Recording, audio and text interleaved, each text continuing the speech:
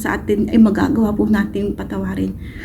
At yung pong puso natin talaga namang pong pupunuin po ng God Holy Spirit. At yung pong pag-share po ng Word of God, napakarami na po nag-share kasi naramdaman po nila yung Panginoon. Pero marami po nagko-comment na ito po daw ay bawal at masama. Pero hindi po. Ito daw po ay kasalanan na i-share daw po yung Word of God na hindi ka daw po calling. So mali po yun. Mali po yung mga pananaw ng iba.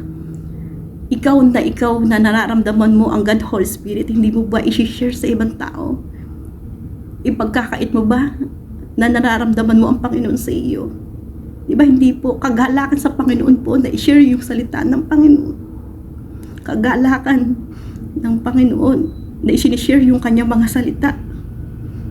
Kaya mga kapatid, hindi po tayo maliligtas ng mga religion. Ang makakapagligtas po natin ay yung relasyon natin sa Panginoon.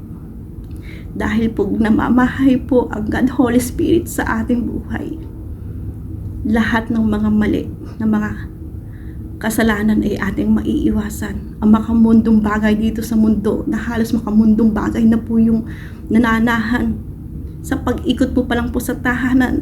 Pag po may mga problema, nag-aaway-away na po, di ba? Pero pag nasa iyong Panginoon, magagawan mo ng solusyon.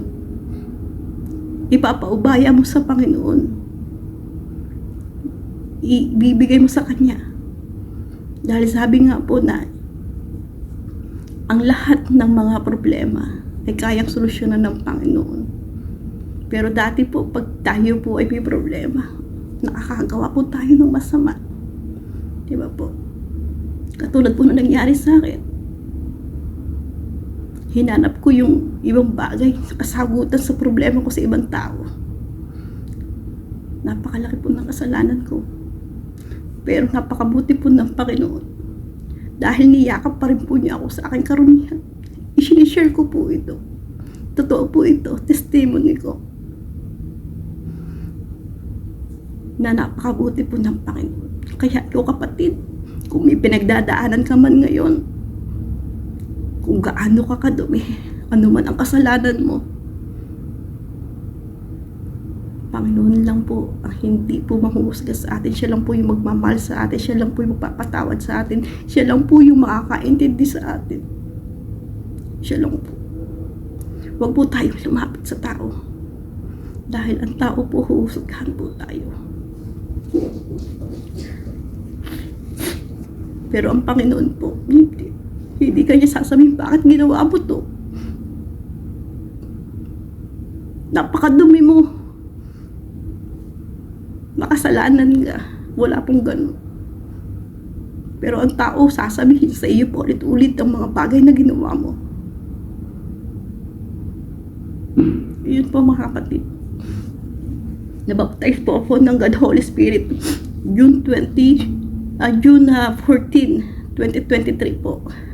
Halos 5 months na po. Ngayon pong 14. At sobra po ako nagpapasalamat sa Panginoon kasi mahal niya ako. Pinahal niya ako, mahal niya ako. At mahal niya tayong lahat. Kailangan lang nating lumapit sa Kanya. Ibigay natin yung ating buhay. Ibigay natin yung ating kaluluwa sa Panginoon. Na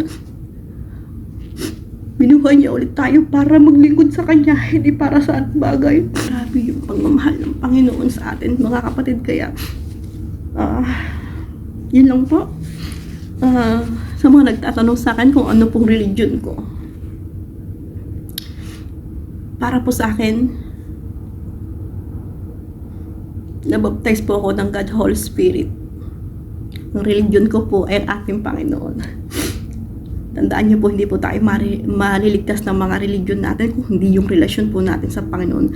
Magbigay po tayo ng oras sa Panginoon. Kahit po tayo nag-iisa, kaya po nating mag-worship, kaya po nating manalangin. Alam niyo po, mga kapatid, gusto pong maranasan yung fasting na 7 days, 21 days, 40 days. Kung ano yung ginawa ng Panginoon natin, na kahit po siya ay si Jesus Christ, ay nag-aayuno pa rin po. Kahit po siya Diyos. Grabe po. Basta ang hirap pong i-explain pag hindi pa po talaga tayo malalim sa Panginoon. Ang sarap po. Sana po talaga dumating yung time na mag-revival sa buong Pilipinas na lahat po ay mag-aayuno para po sa kaligtasan ng lahat. Maligtas yung mga kaluluwa natin. At sama-samang pananalangin. Napaka-power po nito sa kasagutan ng ating mga panalangin.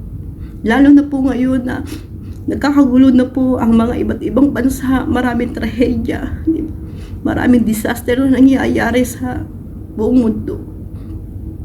At kailangan po natin manalangin, mga kapatid, para po sa kaligtasan ng ating bayan, ng ating bansa, ng buong bansa, ng ating mga mahal, ng ating pamilya.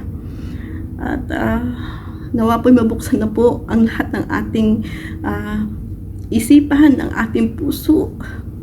Sabi nga po, kailangan po pag mananalangin tayo kung ano nilalaman ng isip, ng puso ay sasabihin ng bibig.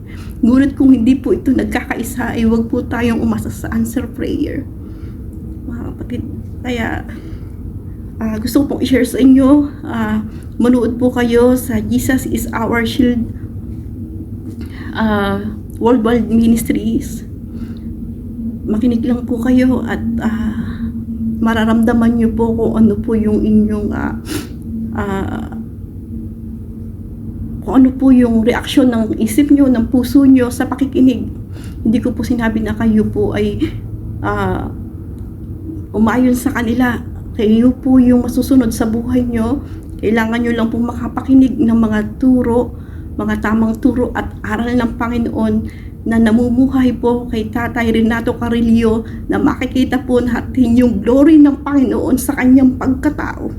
At hindi lang po yun, mga kapatid, siya po ay nagpapagaling ng may mga sakit at karamdaman na hindi kayang gamutin ng mga doktor.